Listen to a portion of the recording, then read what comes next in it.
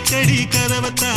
கட்டிலுக்கு கால் வலிச்ச கட்டாந்தர படுக்கதா உடம்பு முழுக்க இப்போ ஒரு ரயில் ஓடுது மச்சான் வளைச்சு நறுக்க சொல்லி வளையல் கிஞ்சது மச்சான் அடடா அல்வா துண்டு இடுப்பு போங்கிடுப்பு